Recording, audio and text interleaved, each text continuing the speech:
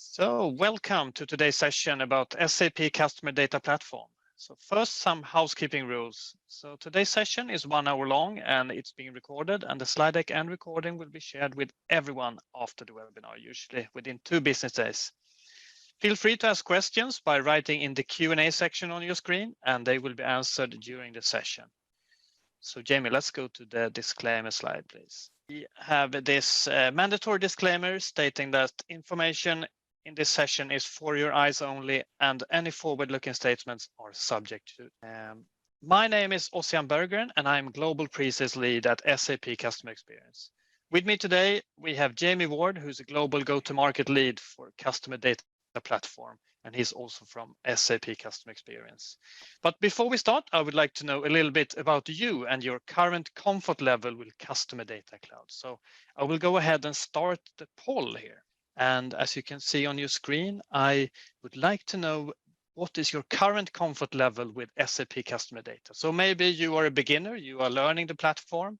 Maybe you are comfortable, you have done a few presentations on the topic. Maybe you have a lot of experience or are very comfortable. And the second question is about pre-sales. I mean, there's many names for pre-sales, so I would like to know what is your working title within your organization. So for example, they're in alphabetical order, so business consultant, customer advisor, pre-sales consultant, maybe product specialist, sales engineer, solution advisor, solution architect, solution consultant, or just, a technical salesperson. And if none of the above is your title, please write it in the chat. I could only fit 10 answers in this poll, but I see some questions coming in here. So let's start with the first one while you're answering that one. So 73% of you are beginners of SAP Customer Data Platform. So an extra warm welcome to you. And we have a few who are also very comfortable, which is also great. It seems like most of you are business consultants, or at least that is the first answer in the poll. Customer advisor, product specialist, solution architect, very good, solution consultant. And a few have also different titles. Perfect. I will end the poll here. And with that, I would like to hand over to you, Jamie. Please go ahead. Great, thank you. Hi, everyone. Yeah, thanks for joining today. I really appreciate you giving us your time to understand and get a bit more information on customer data solutions from SAP. So my name is Jamie Ward. I lead the go-to-market for the customer data platform within SAP. I've been working on the technologies now for around 8 years. And today we're going to go through and provide you with hopefully a bit more information and share with you how we talk about the solutions, what they do, what the problems they're solving for organizations, and a bit more detail about the functionality that we have. So I'm going to provide you with an overview of what the customer data solutions from SAP are to make sure everyone's on the same page, then take you through an overview on how we might sometimes position the solution, how they would all the different solutions that we offer work together, and how they deliver success for our businesses. I have a couple of customer success stories just to share with you. Might be of interest, maybe you know some of these brands. And then we've got a demo. So in the world we live in where we're very digital, we've got a pre-recorded demo to show you what the CDP in action, to give you a bit more context of what that looks like. So if you have any questions throughout, we've got the Q&A functionality here. Please add your questions on there, and then we can respond to your questions either live or towards the end. Okay, let's get into it then. So just to align that we're all on the same page, when we talk about customer data solutions from SAP, we have multiple solutions that are part of this. So we have, maybe you're all familiar with this, but it's really good for us to align on that. So customer data solutions was formerly Gigya. Gigya was acquired by SAP like around 4 years ago now. I came from Gigya, so I came into SAP through the acquisition of Gigya. And that solution really was a customer identity and access management solution. Okay, so to identify customers as they engage on across digital properties. And then we also have a enterprise consent and preference management solution. So also typically just called consent, but it's enterprise grade consent capture and management to meet data privacy regulations around the world that are in place. So that really was the solution that came from Giga. Okay, and then more recently, so we launched a customer data platform around a year and a half ago now, and the customer data platform is a solution. It's managed by the same team that brought you the CIM and ECPM functionality or identity and consent solutions, but it's on a different technology. It's on a different platform, so it's a different solution completely. So this is what we're going to be taking you. I'm going to be taking you through today to give you a really full understanding of what these solutions are that we offer. So let's start with just some messaging really about what businesses need to do, need to think about, and what our solutions are. So it's about identifying customers and consumers, people who are interacting and dealing with the organization or a brand, okay, across different touch points that organization has and puts out to their customers. Businesses need to build rich profiles to understand, build rich profiles to collect more and more data about their customers, so they can build and gain a rich insight onto who their customers are, so they can understand their customers, their needs, who they are, what they are doing when they interact with a brand, right? So businesses need to understand the needs of their customers so they can deliver on those needs and deliver meaningful experiences, which means the experience the consumer or the customers expect from a brand, and they can only do that with the data about the customer. So this isn't easy. Businesses have been trying to achieve this for a long time now.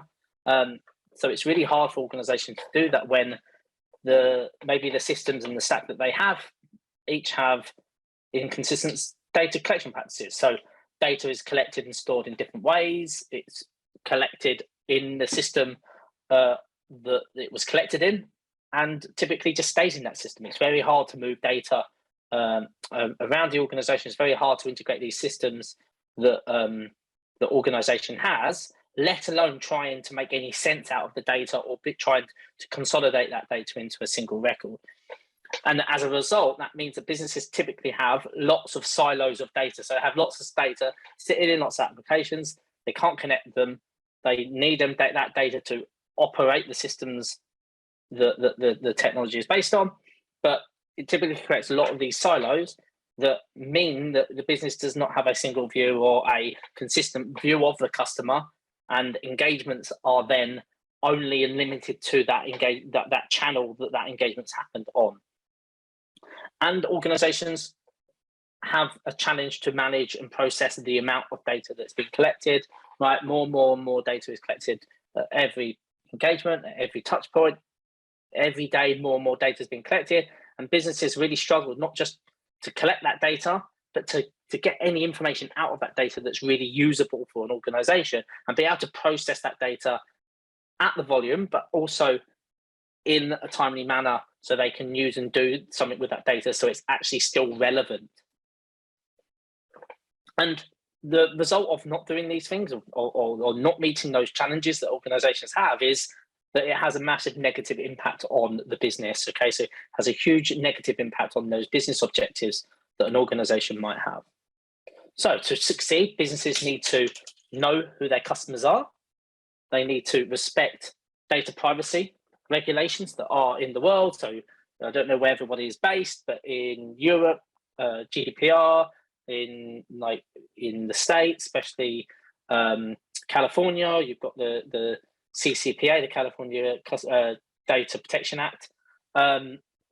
These are data privacy regulations that are in place, but also end consumers, we're all more aware in our own private lives, we're all more aware of what that means, like what my data means to me, what organizations are going to do with that data, how are they going to treat me. We need to respect the privacy of the customer, of the consumer, of their data. We need to protect the business.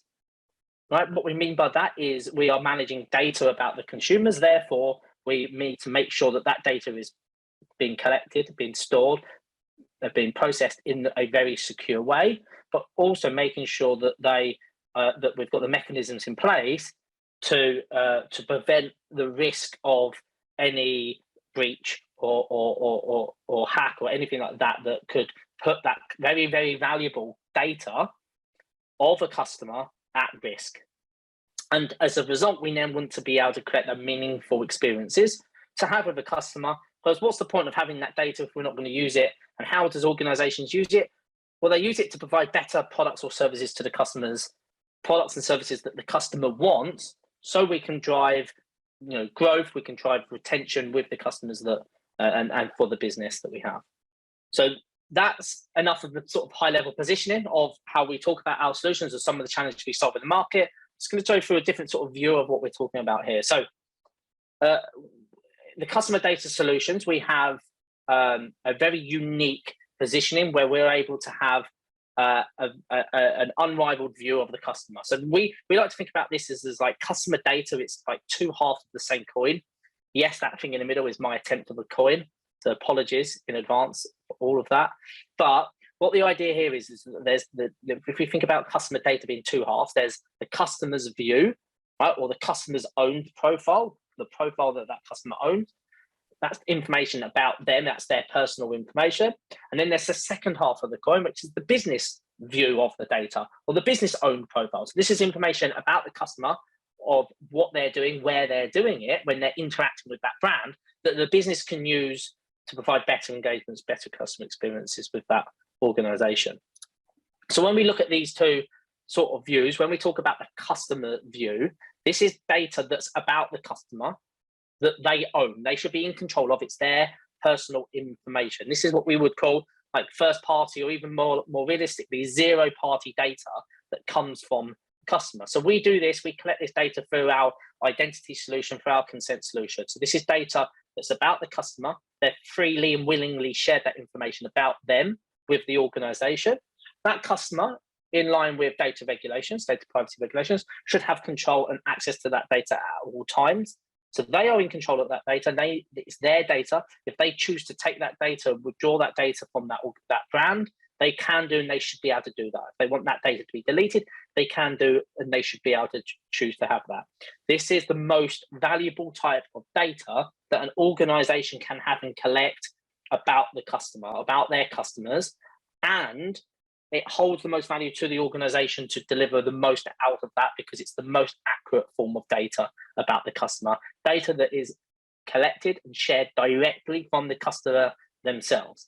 So that's the first half of the coin.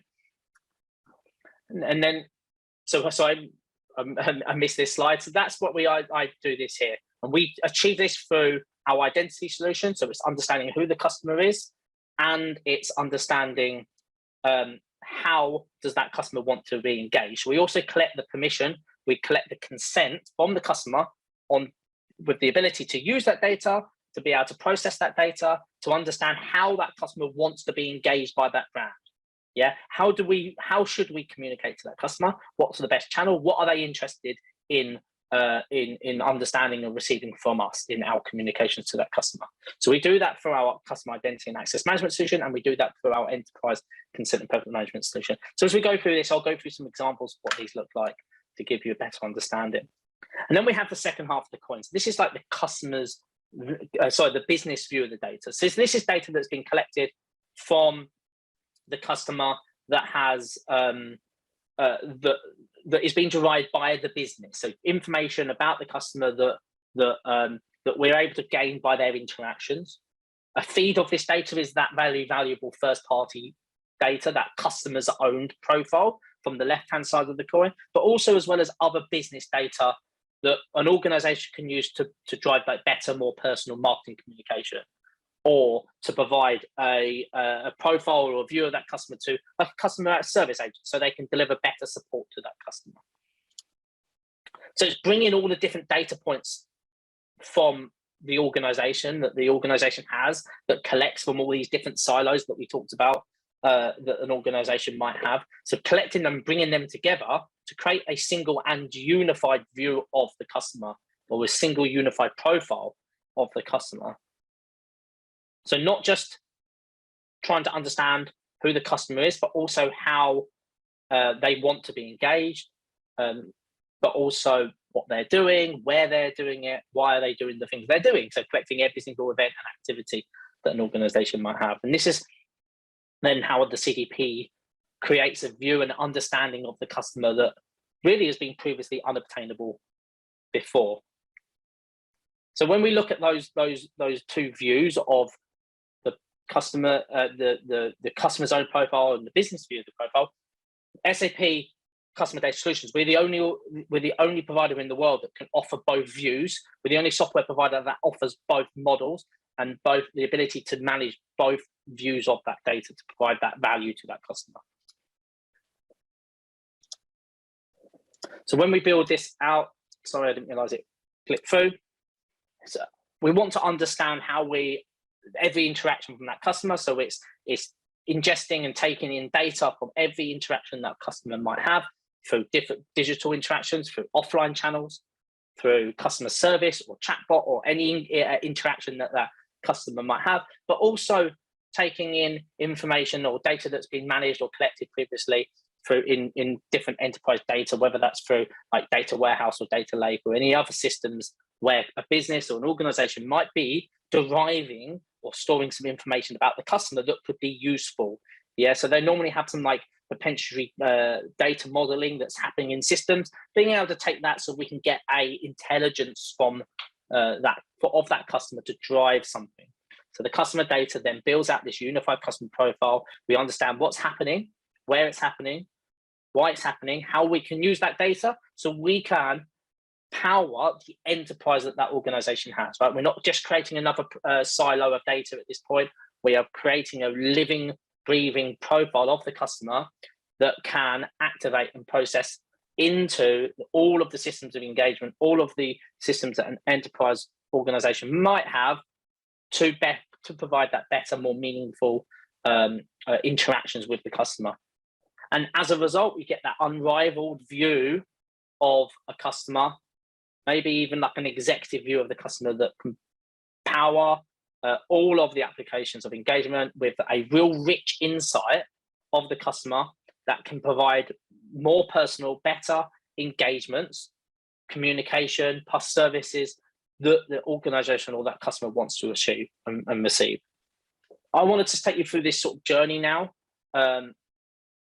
on how we sort of achieve that view and those views of the customer data. And we start on the left-hand side here through like registration, authentication of customer, through our identity, our identity solution, our enterprise consent, our CIM solution, customer identity and access management solution. Then we'll go through going through a little bit about how we obtain the customer consent, the permission from the customer, through our enterprise consent and preference management system, to then create rich profiles, analyze the data in real time, and then orchestrate these personal experiences that's delivered through our customer data platform as we go through this. So let's go through this journey now and just give you a bit more details about what we mean by these functionality or what we offer within our technologies. So with our CIM, we offer a registration authentication models that meet customers depending on how they want to provide a secure authentication access to their digital properties, right? So we're not just talking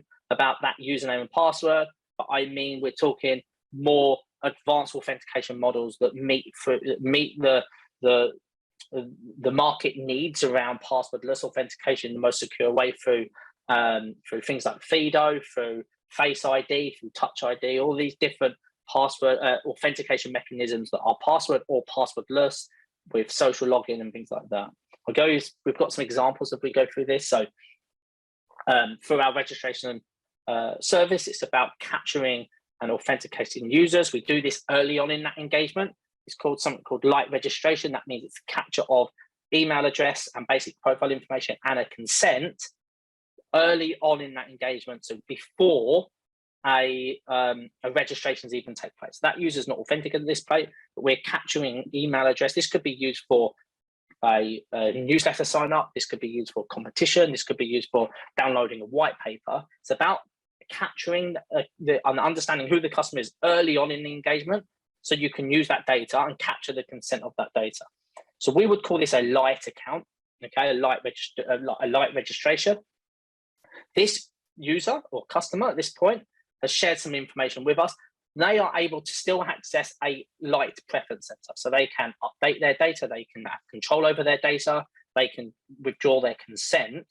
Remember, they're not registered at this point, they're not authenticated, they don't have anything to log into, but we're still able to provide them with the ability to own and manage their data. And again, this is in line with the data privacy regulations that are in place. Okay, being able to grant additional consents as we go through. That customer might then come back at a later date and actually register to create an account. So we offer these multiple authentication registration options that I talked about at the beginning there. But that light account, what I talked about, that isn't a data silo again. So that data is then pushed into or is progressed into a full account as part of registration. So their history of that light account, where they've provided their consents to some marketing communications and they've provided their personal information, that is still obtained. So that customer, if they register, would still have visibility of previous consents that they've given for their marketing communications or terms of service or anything else that they've previously given. So we offer full registration as a service. This is about collecting more information about the customer, but authenticating that user so they are able to do certain things in exchange for registration. So this could be to check out, this could be to access their My Account page, this could be to access certain information or services that an organization might offer in return for that registration to happen, but making sure that we are securely collecting and protecting that customer as they choose to do so. And we have multiple authentication options. I mentioned them at the beginning, like over 30 social networks around the world that provide that authentication. Okay, we are the market leading solution provider for our enterprise, for our identity and consent solutions in the market. So we have the widest audience and customer base, and also the market leading according to the analysts in the market. An example here of that social authentication that I mentioned already. This is looks like actual mobile social authentication. We have our own proprietary single sign-on, but we also support and work with the open standards, so OpenID Connect, SAML to support single sign-on, support different authentication options. We have our own proprietary single sign-on, so this means that as customer or user might navigate from brand A to brand B in this example, they can be automatically authenticated.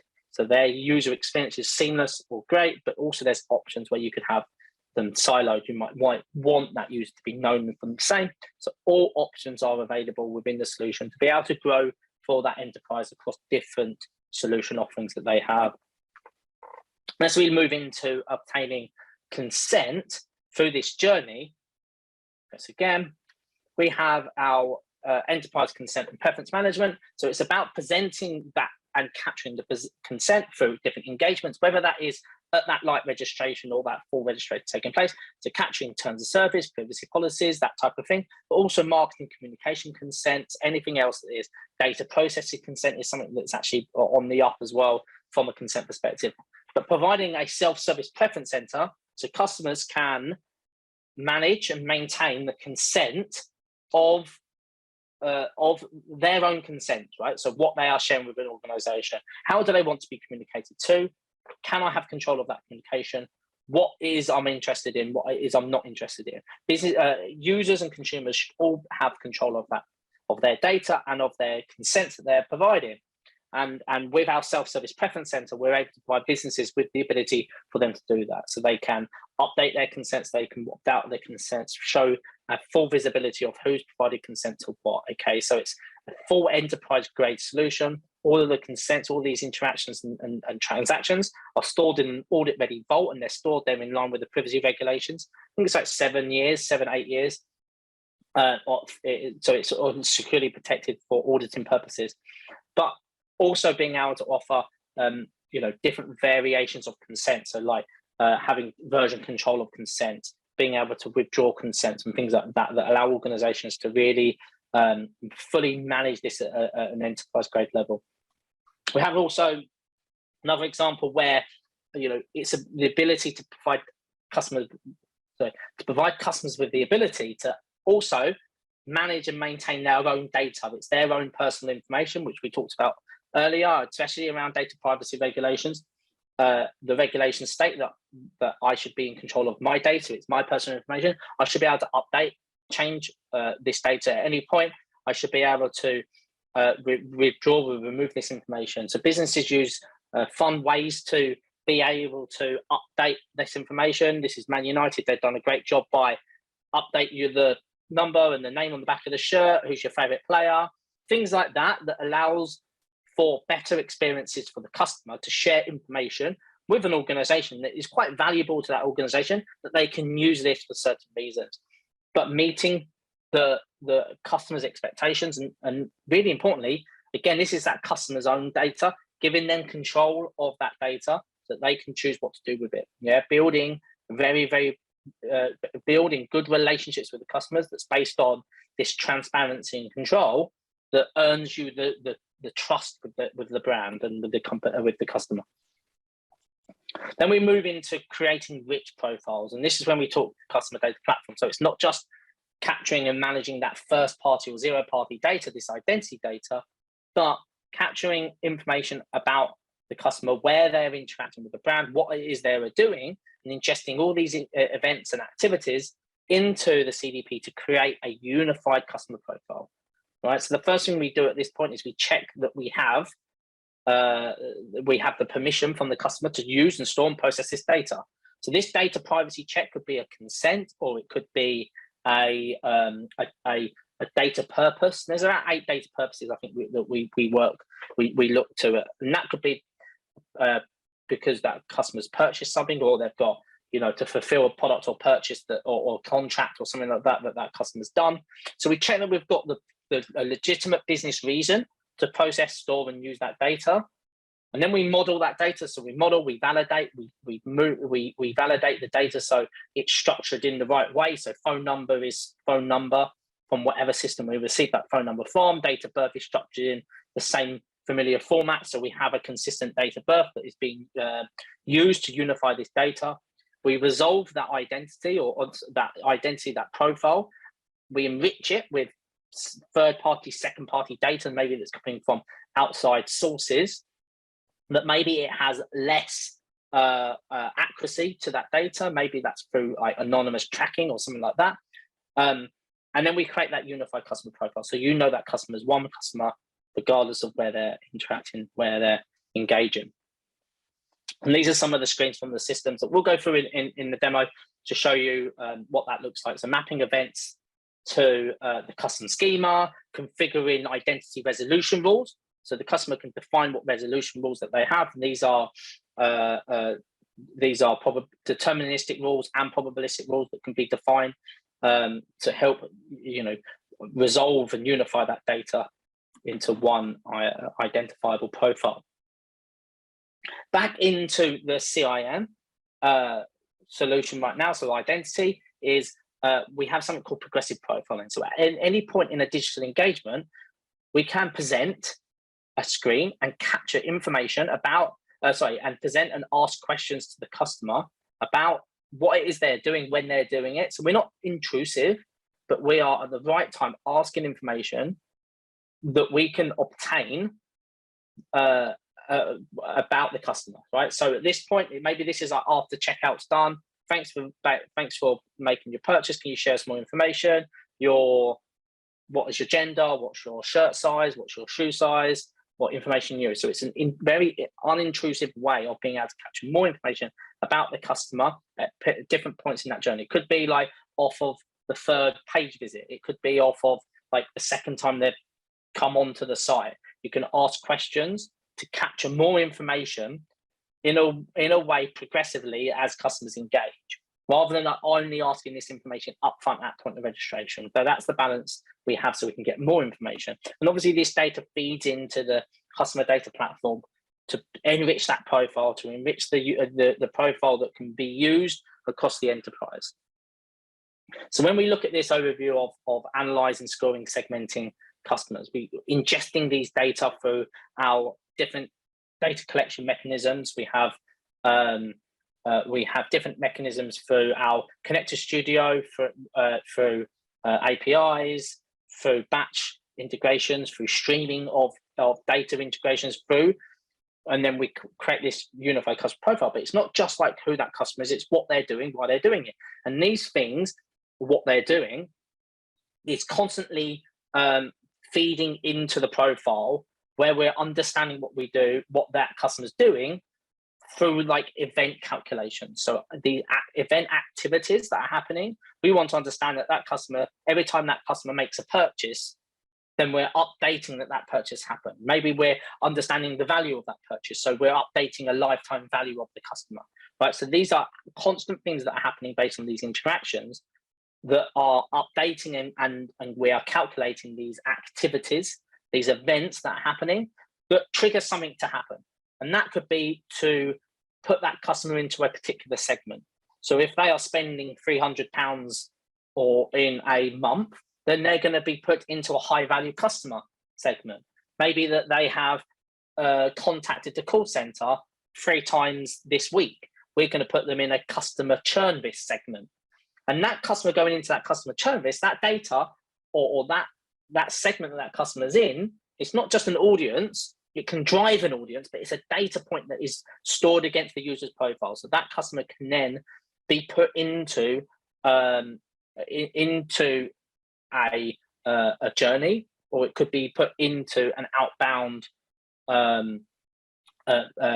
feed in an outbound system to do something with that. So we can put that customer then based into the systems of engagement, so you can do something with that customer based on these events and these segments that are happening. Okay, so you can see here, these are the activity indicators that are being calculated in real time as events and as these activity initiatives are happening that drive then the segments that you can define. So you define segments of what they're doing that, again, being calculated in real time. But as someone meets the activities that drive the segments, it allows us to really drive an intelligence and obtain real information and build out that profile that we have of the customer based on any of the interactions that are happening. And these interactions could be offline interactions, they could be online interactions, they could be anywhere where that customer is engaging with that organization. And then we're able to build that rich profile. So this is an example of some of the activities that we're deriving from this profile here. This is Jane Smith. And we've been able to derive that there's a total of 10 orders that they have. The total value of them orders is £300. The value of the orders in the last 30 days is not £10. The value of in the last 90 days is £290. They've opened 5 tickets. They have a propensity score of 0.9 for the propensity score that they're going to visit a store. So these are all information that being able to derive from the system, because we have that unified profile and we're understanding what interactions that customer is having that are driving these segments, that customer is now a high risk customer, probably because they've opened, high value customer because they've spent £300 as their total value, that they are a churn risk because they've got 5 support tickets open. We want to actually push them to visit more stores, but also we've also been able to derive through maybe a customer service rep that they've got they're hard of hearing, or maybe because they've actually entered that into their preference center that they're hard of hearing. So we might want to let the support rep know that that's happening, or in a different industry, say like utilities, if there's like a field rep going out to meet this person, that they're hard of hearing, so you might need to treat them differently. You could obviously only do that with the consent from the customer, that data can be processed and shared, very personal information about them with the consent of the customer to do so. And then we create that holistic view of the customer. So we're able to understand and have a summary of all these customer activities that is happening, the detailed attributes and segments and subscriptions that customer has. This is that real sort of customer 360 view of the customer, or a single view of the customer. These are like the terms that are derived really or very common through organizations that they're looking for and what we do. I mentioned then about that hard of hearing, about that information being very personal information. You need to treat that data very specifically and only process that data when you've got the explicit consent. But that's actually the same for all data that we're having and storing about the customer. So we have that data privacy check, that we've got the purpose and the legitimate business reason to store and use that data. But now we want to orchestrate and govern that data to make sure that only the systems where we have the permission to use that data, the data goes into those systems only, right? So in this example here, we haven't got permission for journey tracking on the digital properties, for anonymous tracking maybe to happen. So this customer here, this profile, we're not going to be pushing that data into the DMP or to other for that purpose. So that is something that has been governed because we have not got the consent or the purpose to be able to orchestrate that data. So we're respecting the customer's choices at all times. Maybe that customer then withdraws all marketing consents on that brand. We would then put a hold in pushing this data into the marketing system. So that marketing will be then on hold until we have consent, and then we would do that. But we can also do stuff around this, around meeting the customer where they want to. So when that customer is having a bad experience, that customer before their churn risk, they have a negative experience, they've got 5 tickets open, they're a high value customer, we're going to pause marketing communications to that customer right now. We're going to put them in a segment of high risk that it will initiate a customer journey, a high risk customer journey. So we're going to put on hold the marketing communication. But what we're going to do is we're going to create a ticket in the support in the customer support tool to get someone to give them a call to resolve their issue. Right. So these are the tactics and things that businesses can do to provide the experience that customers expect, and to prevent that churn from happening, and to keep that high value customer a happy customer. Yeah, these are the actions that we can achieve with that. Right, so we can do that through building audiences. So we can push data through audiences out into these different systems to create a consistent view of that customer, a consistent profile of that customer, that it's consistent in all applications, not these data silos, not this data that is unable to be integrated, consistent profile across the stack, but also initiate journeys based on these segments or activities that are happening. Like I said, that customer could be go into a churn risk journey, or it could be like an after sale care journey. They've just made a transaction. The next 30 days is the highest chance that that customer is going to interact with us again. So we're going to put a marketing and sales strategy across that, but also notify our support team that these were the products that they've purchased. So if they call up, we're ready to support them for the needs that they've got. So it's meeting the customer where they are in real time, based on this real intelligence that's been able to be created through the customer data platform, this unified customer profile. So if we put that in one slide, this is what that represents. So it's ingesting all the events, all the activities, all the data that we're collecting across this stack, across the estate, to create the unified customer profile in real time that delivers on the data privacy, that can engage with all of the systems in that organization stack as a point of engagement. So, right, let me just move forward quickly, and I'll get into the Q&A, and I'll show you the demo. I want to show you it. It's quite nice to see this all in action, and it's a cool demo. So before I do that, I just wanted to tell you a couple of stories we've got here. So this is Tokyo 2020. This is the Olympics. So we provide all of the identity management for the Olympic Games for Tokyo ID. We had huge volumes of registrations. We also were gated and managing all of the balloting. So I think at one point we had like 80% of like the Japanese population in our systems, where they go on and they apply to have a ticket for the games. So the systems that doing that was us, that we made that. You can see here they've got a Tokyo 2020 ID. This was for their partners, their business partners who are accessing portals. So we were globally the identity management system for Tokyo 2020. That happened. Unfortunately, the event was delayed a year because of COVID, and there was no participation from fans in the stadiums. But we still delivered and managed the whole process and all that identity management and consent for the Tokyo 20 games. The next one I wanted to talk about is the Super Bowl, which is the NFL, one of our customers.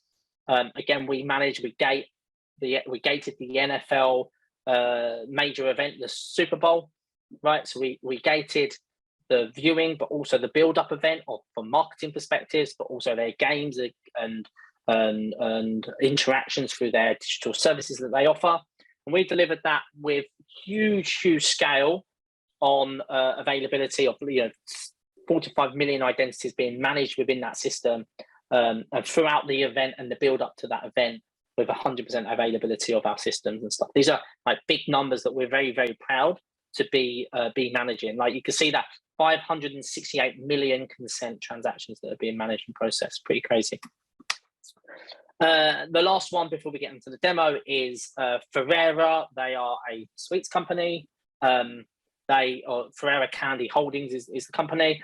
They are a consumer products organization. So they are like, they don't deal really direct to consumer, but they wanted to start to build a relationship with the end consumer. So they come up with a great idea around like configuring sweet flavors, like by mixing different sweets together, and actually use that as a way for them to interact directly with their consumers, to find out who their consumers were, what their demographic is, where do they engage and interact through different social channels or through different digital channels, and then understanding like them interactions, then their sweet flavorings to help build a relationship, understand more about what the customers want, and deliver better engagements and better services and products to the customers that they want. Okay, and they're using the customer data cloud, so our identity and consent solution. They're using the customer data platform, and they're using also SAP and Marsys for customer engagement as well, for the communications of the emails or the marketing communications that's going out to our customer. Okay, so that's enough of me speaking. Now I think until we get onto this, so we're going to get onto the demo. It's like 17 minutes. I think we're good on time just about. So just to give you a quick introduction, this is like a consumer product demo. So when we talk consumer products, we're talking some of these brands like Nestle, Unilever. So it's an organization that might have multiple brands. In the demo we're going to walk through, there's going to be 2 brands that we're going to be talking about. And it showcases the CDP bringing those brands together. It showcases some CD customer identity and consent as well as part of that. So if I go through that, hopefully you'll hear the audio and the video playing. So really just to introduce the demo, we've got 2 different kind of brands that we're going to be looking at. So there's the Elena brand on the left hand side, there's a second brand which is the Magnus brand. As you can see, these 2 different brands are completely kind of like separate. One is around fashion and beauty, and one is around kind of ice cream. Different types of use cases for people to sign up. So on the left hand side, if we can imagine this Elena brand that we have, they have a commerce presence. There is a reason for people to sign in, because maybe they're selling cosmetics across the in the online channel. They've maybe also got some stores as well where they can sell cosmetics in an offline channel as well. On the right hand side, the Magnus brand is very much around kind of like information around the ice cream brand. So this will be being sold through retailers. No real reason to sign up or log in, apart from maybe to get information about the brand, or maybe to sign up for a competition, or those sorts of things. The idea is that we can be interacting with these 2 different brands independently, but within the CDP we can kind of bring that consumer data together into kind of one profile. So really just to kind of go through the demo at a high level, what we're going to do is we're going to create some kind of anonymous actions within brand number 1, and we're going to send those over to the CDP, and the CDP is going to be tracking those actions with a unified customer profile. We're then going to do some simulate the ingestion of maybe some digital analytics data, some Google Analytics data, or maybe some DMP data to enhance that UCP with other information that we may be tracking across this brand, and this is all kind of like an anonymous interactions at this point in time. We're then going to simulate ingesting some e-receipt data. So if you imagine our user on the front end that's created these anonymous actions is going to walk into this brand store and make a purchase, and we're going to ingest those e-receipts, and the CDP is now going to be kind of like tracking 2 profiles, the kind of like the online presence and the offline presence, with no link between these profiles at this point in time. We're then going to do a registration within the brand site. So if we imagine our user is now going to go through and register in the commerce platform, because maybe they're going to buy some stuff and they're going to use the same email address that they used for the e-receipt, and the CDP is going to bring those two profiles together into a single unified customer profile. And then what we're going to do is we're going to move on to the second brand, if you like. So into the ice cream brand, we're going to imagine that that our same user is creating some kind of like anonymous action. So they maybe do some search, do some searching on this second brand site around, I don't know, the eco-friendliness of this particular brand, whatever that may be. And again, the CDP is going to then start tracking two profiles. So the profile that we had originally, which has got all of this kind of brand 1 information in it, and then the profile which has got this brand 2 information in it as well.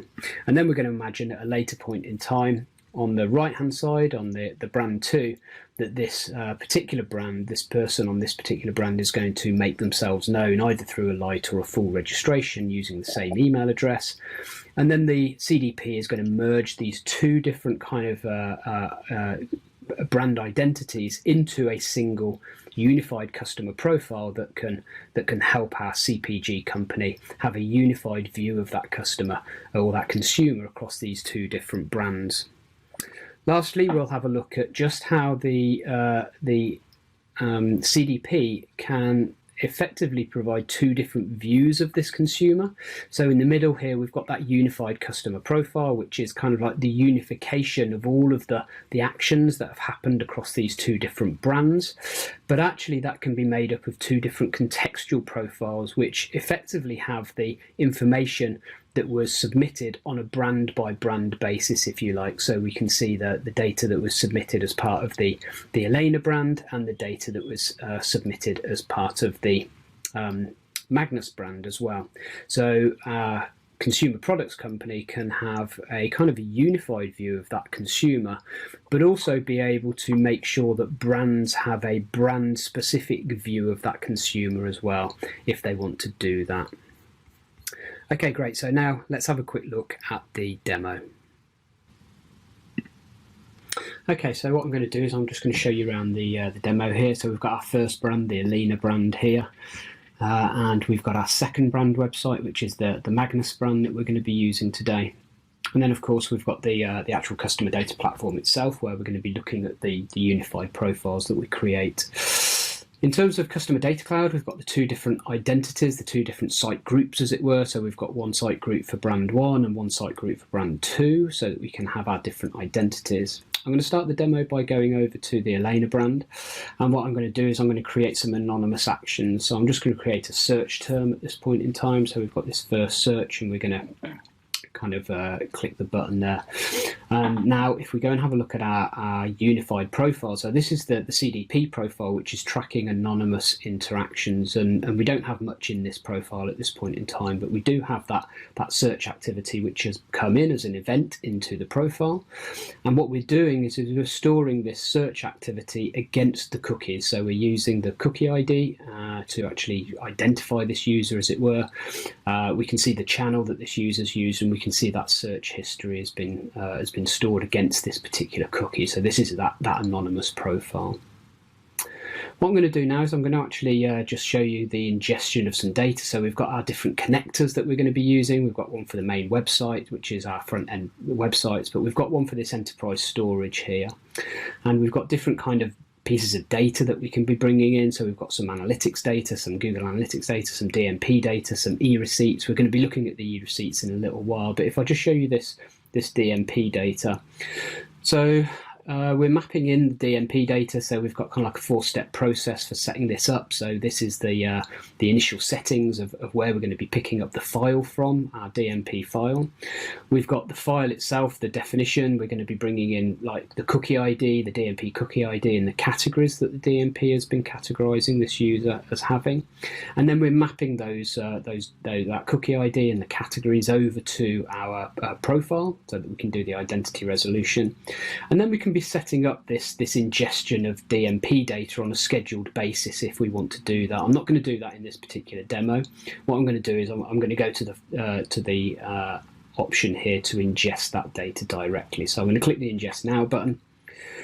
And once that data is ingested, let's go and have a look at what's happened to our profile. So if we have a look at our profile here and we go into it, we should be able to see that if I go over to the details here, we can see that not only have we got the original search history, but we've actually started bringing in some categorization from our DMP, which has been tied to this DMP cookie. So we're bringing in this categorization, and what we've done is we've set up some segments effectively on the DMP categorization. So the fact that I'm a vegan is coming from the fact that I've got a vegan classification, and also I'm a video viewer because I watch YouTube. So what I'm going to do now is I'm going to do the same sort of thing, but what I'm going to do is I'm going to ingest our e-receipt data. So if you imagine our e-receipt data is coming in from our store, again, same sort of process. We're defining what that e-receipt data looks like. We're defining it against the email address here. We've got the different things like the amount that I spent as part of this e-receipt, and then we go through that mapping process again. So we map over the email address, and we can map over things like the amount of the order over to an order activity within the DMP. And lastly, again, we could enable our polling, our scheduling if we want to. So I'm just going to ingest this data again. And let's go and have a look at what's happened in our CDP. So if we have a look now, we actually have two different profiles. So we have the anonymous profile that we're storing in the online channel, but we also have that e-receipt data, which is coming from our offline channel, from our in-store, keyed against our email address here. So if we have a look here, we've got the order amount, we've got the different activities that have come in. So we've got the order activity and the e-receipt activity, which are those activities that have come in. And if we have a look in the details here, we can see that we're storing the purchase channel that this came in, the product that was actually bought. We can see the channel that was used. So this was actually the perfume lounge in New York, keyed off my email address here. And again, we've defined some segments classification. So the fact that I'm a public email classification is because I've used a Gmail account, and the fact that I've got a floral style classification is because of the type of product that I've actually purchased. So that's the offline interaction, the e-receipt ingestion. So I'm going to go back to the front end now. And what we're going to do is we're actually going to do a full registration. So I click the registration button here and I put in my email address. We're going to use the same email address that we used for the e-receipt so that we can kind of tie these two, the online profile and the offline profile, together. So I'll go through the registration process. As part of the registration, I have to accept terms of service. So I've got the terms of service, I've got the newsletter for this particular brand, but there is also a marketing purposes consent for using my data for this particular brand's marketing purposes. Okay, I'm in a fully registered state now, so I have a new identity within the CIM platform. But if we have a look at our CDP and we do a refresh, we can see that the two profiles that we had before have been merged into a single profile that has both the kind of the anonymous activity as well as the known activity from my e-receipt. So we've got my order information here. If we head over to the activities, we can see that I've got things like my search activity, which was what I did as an anonymous user. We've then got my e-receipt activity, and then we've got things like my CIM activity, my registration and my update of my consent. We can see that I've got some consents now, which is coming through from the CDC platform. And if we have a look at my details, we can see that we've now got a merged profile. So we've got my first name and my last name coming from the known profile.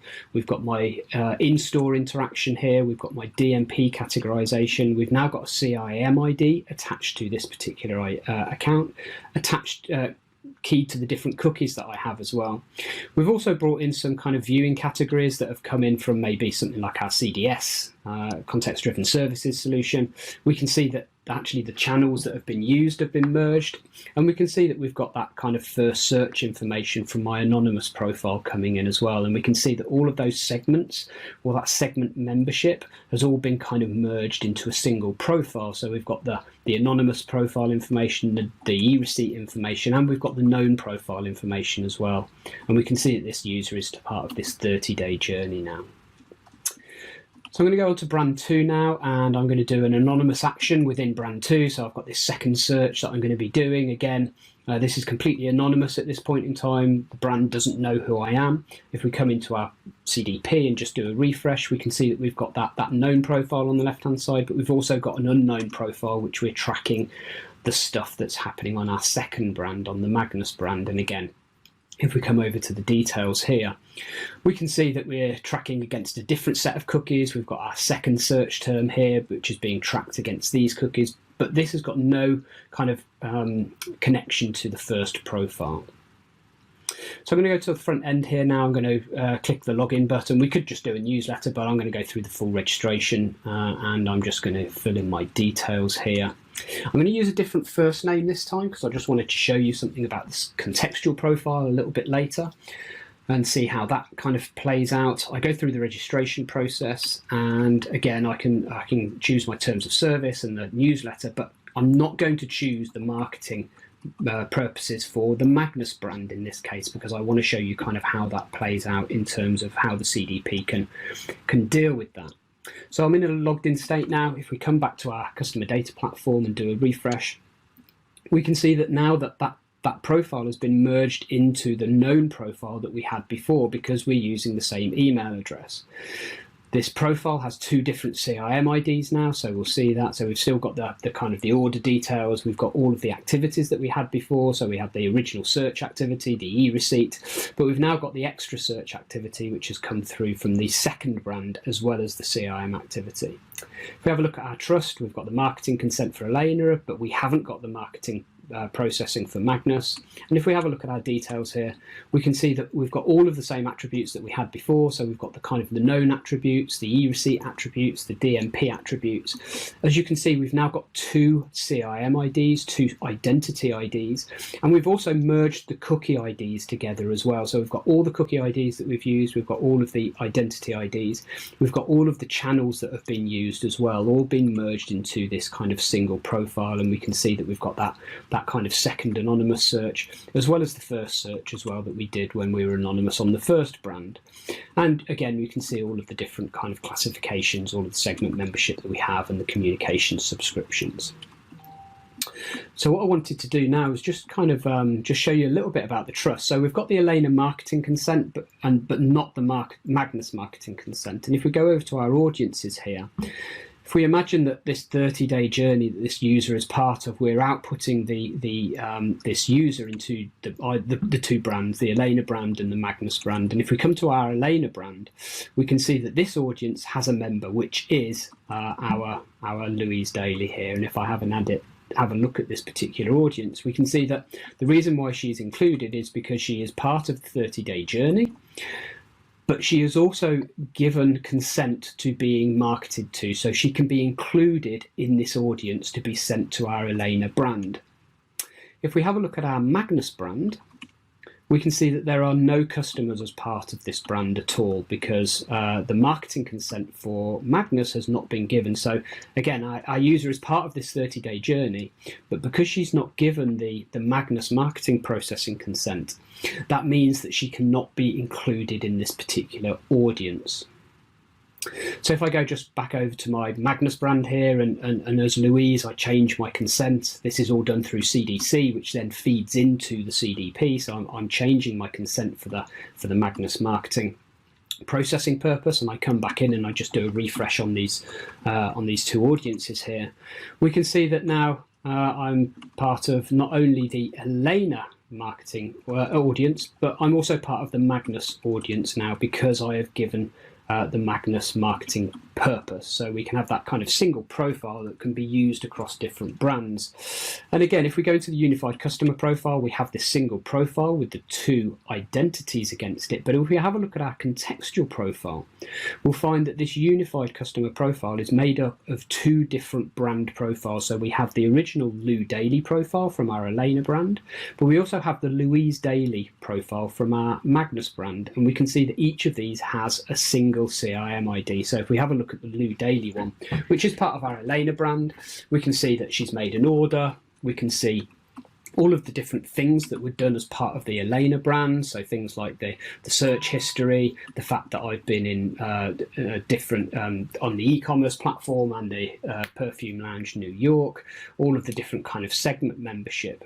But if we go back to our Louise Daly profile, which is in our contextual profile over here, we can see that actually all we've got is we've got the information here that is pertinent to the Magnus brand. So we can only see things that have happened on the Magnus brand. So we've only got the cookie IDs here. We can see this happened on the Magnus brand, and we've only got that single search, and we've got the segments available for this particular brand. So I think we're up on time anyway. So that was the presentation finished anyway. We had these final slides here for where you can see the enablement calendar. I've answered the questions. I'm just responding to the final one in the chat. They're quite long, so apologies. I was hoping to respond to them live, but we've run out of time. I hope you found this useful. I think there's some more assets that are available. So thank you so much for joining this webinar on SAP Customer Data Platform. So the presentation and recording will be sent out to you within 2 business days. So thank you, dear presenter, Jamie Ward, for delivering this enablement session. And thank you, audience, for joining today. Looking forward to seeing you again soon. So you may all disconnect at this time. I wish you a great day.